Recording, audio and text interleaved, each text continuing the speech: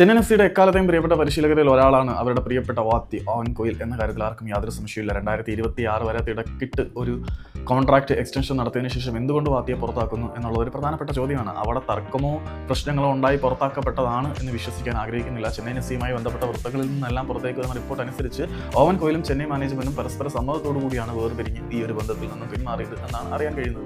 ഒരുപക്ഷെ അദ്ദേഹത്തിന്റെ തന്ത്രങ്ങൾ ഔട്ട്ഡേറ്റഡ് ആയി തുടങ്ങി എന്ന് ചെന്നൈയുടെ അധികൃതർക്കും അദ്ദേഹത്തിന് ഈ ഒരു സിസ്റ്റവുമായിട്ട് പൊരുത്തപ്പെട്ടു പോകാൻ പറ്റില്ല എന്നുള്ള തിരിച്ചറിവിന്റെ പേരിലും ആയിരിക്കാം ഇത്തരത്തിലൊരു മ്യൂച്വൽ കോൺട്രാക്ട് ടെർമിനേഷൻ ഉണ്ടായത്. പക്ഷേ എന്തുകൊണ്ട് സീസണിന്റെ പാതിയിൽ വെച്ച് തിരക്കിട്ട ഒരു കോൺട്രാക്ട് എക്സ്റ്റൻഷൻ ഉണ്ടായി എന്നുള്ള ചോദ്യത്തിന് മറുപടി പറയേണ്ട ഉത്തരവാദിത്വം ചെന്നൈയിൻ അധികൃതരുടെ ഭാഗത്തു നിന്നുണ്ടായിരുന്നു. അവർ അതിന് കൃത്യമായിട്ടുള്ള മറുപടി നൽകി. കഴിഞ്ഞ സീസണിന്റെ പകുതിയിൽ വെച്ചിട്ട് ഈസ്റ്റ് ബംഗാൾ അവരുടെ പരിശീലകനായിട്ടുള്ള കോൾസ് കോൺട്രാക്റ്റിനെ പുറത്താക്കിയ സാഹചര്യത്തിൽ അവർ ഓവൻ കോയിലിനെ തങ്ങളുടെ പരിശീലകനായി നിയമിക്കാൻ ഒരു തിരക്കിട്ട നീക്കം ഇടവേളയിൽ നടത്തി.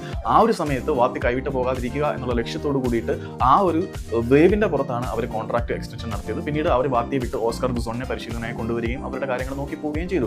ആ ഒരു പ്രഷർ സിറ്റുവേഷനിൽ കോൺട്രാക്ട് എക്സ്റ്റെൻഡ് ചെയ്യാൻ, അതായത് വാത്തി തങ്ങളെ വിട്ടു പോകാതിരിക്കാൻ വേണ്ടി തങ്ങൾ കോൺട്രാക്ട് എക്സ്റ്റെൻഡ് ചെയ്തതാണ് എന്നാണ് ചെന്നൈയിൻ എഫ്സിയുടെ അധികൃതരുടെ ഭാഗത്തു നിന്നുള്ള വിശദീകരണം. പിന്നെ വേറെ ഒരു കാര്യം എന്താണെന്ന് വെച്ചാൽ, ഓവൻ കോയിൽ പരിശീലക സ്ഥാനത്ത് നിന്നും പടിയിറങ്ങി പോകുന്നത് വെറുതെ അങ്ങ് സാക്കിയപ്പെട്ടിട്ടൊന്നുമല്ല. അദ്ദേഹത്തിന്റെ പെർ സീസൺ റവന്യൂവിന്റെ more than half of the amount Chennaiyin FC അദ്ദേഹത്തിന് നൽകി. അദ്ദേഹത്തിനെ സാറ്റിസ്ഫൈ ചെയ്താണ് അദ്ദേഹവുമായിട്ട് കോൺട്രാക്ട് വേർപിരിയുന്നത് എന്ന് ചെന്നൈയിന്റെ അധികൃതരുടെ ഭാഗത്തു നിന്നും കൃത്യമായിട്ടുള്ള വിശദീകരണങ്ങളും കാര്യങ്ങളും ഒക്കെ പുറത്തേക്ക് വന്നു കഴിഞ്ഞു.